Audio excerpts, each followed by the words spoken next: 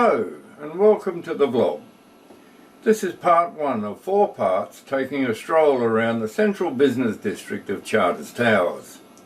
On the map, this section of Mosman Street is the purple line showing approximately 600 metres of Mosman Street. Now Mosman Street was named after the gold finder Hugh Mosman, and the street terminates at Towers Hill at the approximate place where the first nugget was found. It will be the subject of a separate vlog. Although predominantly timber-framed, bark-covered humpies covered the rough street layout, they soon succumbed to the ravages of termites and fire. Expensive and elegant buildings soon rose in the Mosman Street and Guild Street areas. Many are seen here. The marked areas of these two streets became the central business and commercial district. Many of the buildings carry dates of construction, and it's interesting to note that the older 19th century buildings have outlasted the more modern buildings. So sit back and enjoy the town that I now call home. And don't forget to tick the boxes, ring the bells, and ensure you get advised of future vlogs resulting from motoring with Mal.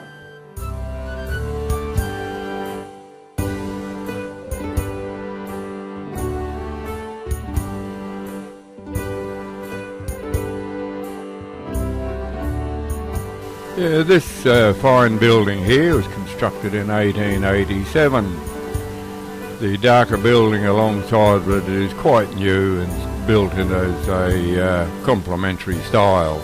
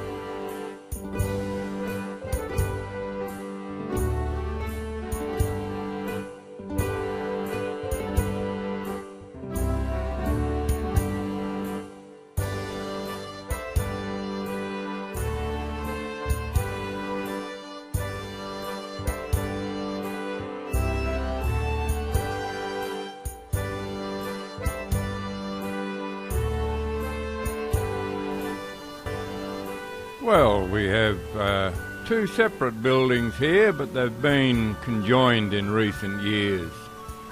The first one, with the two blank pediments, was built for Burns Philp in 1883. And at about that same time, the second building, with the high double-ended pediments, was built at about the same time. And they were all general building, construction and mining supply stores.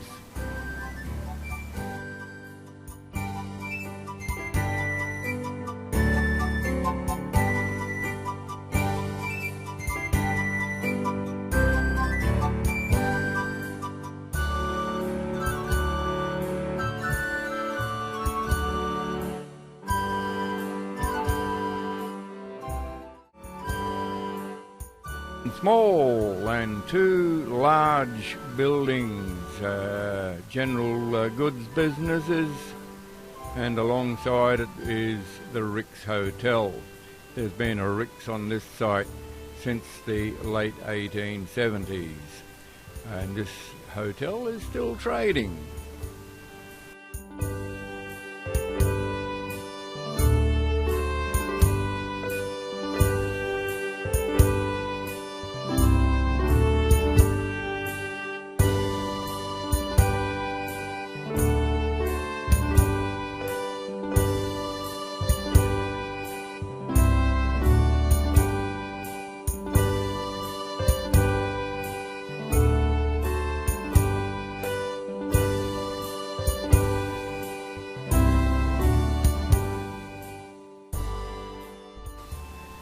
The first white building here now Been there since the early 1880s and still quite well functioning. The next building with the beige coloured trim and the building next to it on the corner have only been there since about the mid-1930s or so, when the predecessing building burnt down.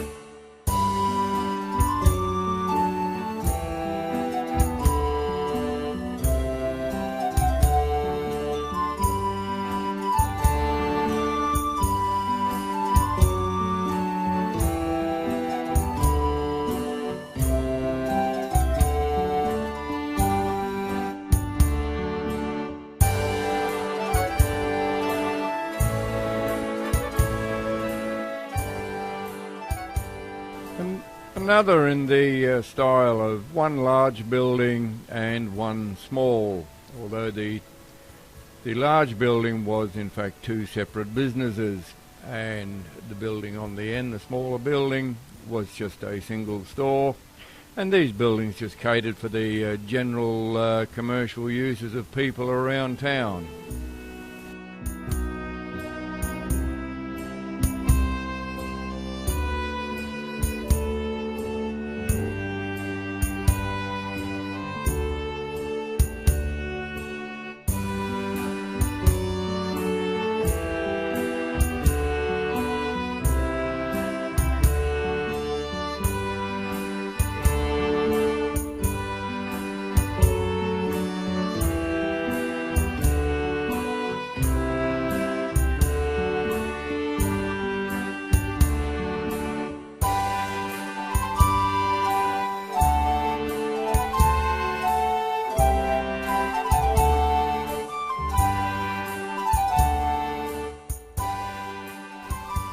The Crown Hotel, built in the 1870s, and in its heyday you can see the photograph on the facade showing it to be a fine two-storey building. It was one of the first brick buildings on the goldfields. Now closed, the whole show was just too big, and it didn't get the trade it deserved.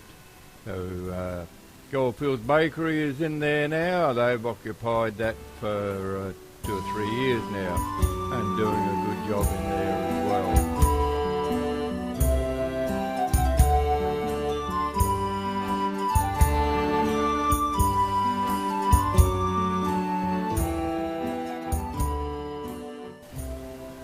The little white shop on the corner, again with a photograph up there. This was just a general store for the local people of Charters Towers, and it was built in the 1870s as well, an old brick building. And next to it, just coming into view, was another hotel. It's been closed for quite some years, but the building is still there and it's still being used. It's between owners at the moment.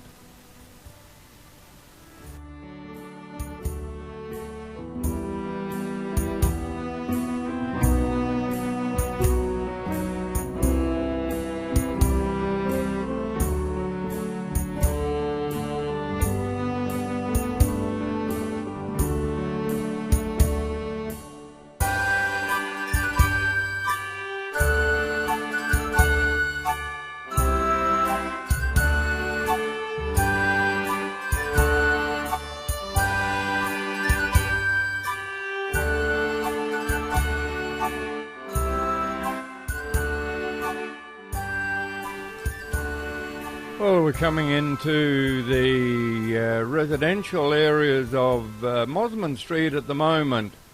Houses along this area on both sides are post-war, generally late 40s, 50s, one or two fairly modernised buildings and a couple of actually brand new ones. And coming into view is another old faithful of Charters Towers. This is the commercial hotel, and there's been a commercial hotel here since the early when was it, the early 1870s, when it started out as a bark humpy. But it's kept going, and just have a look at it now. In all its glory, working still, and quite a well-known and well-used watering hole. Again, just check the size of the building, and there's only 8,500 people in Charters Towers. Can't support them all.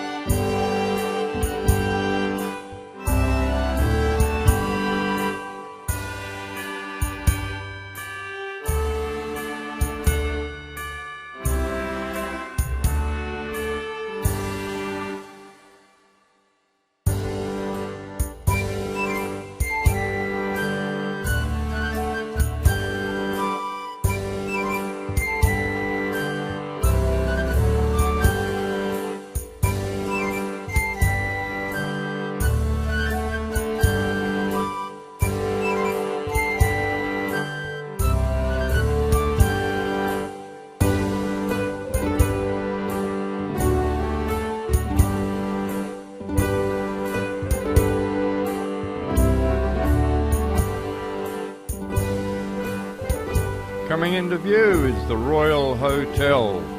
This is a very large and well-appointed hotel built in 1888, and it catered for not so much the high-end people of town, but it catered for the people travelling through and coming here to work.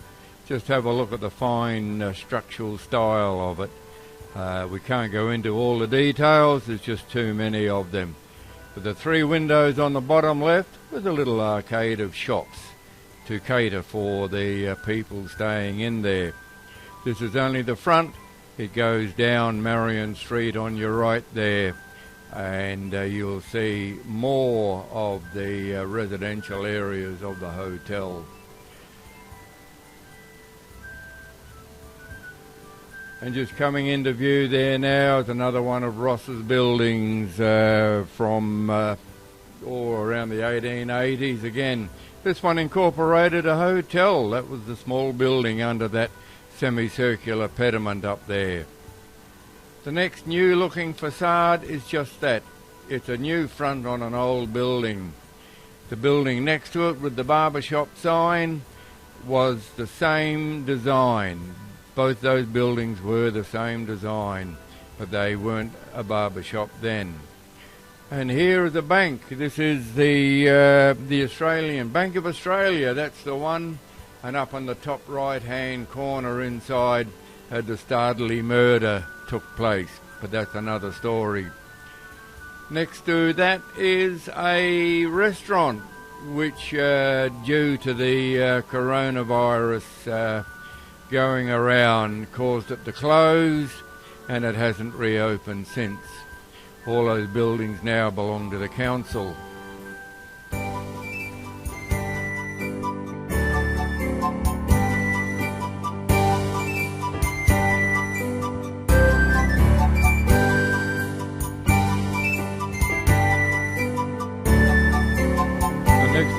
The next yellow building coming into view is the Stock Exchange building, constructed in the early 1800s.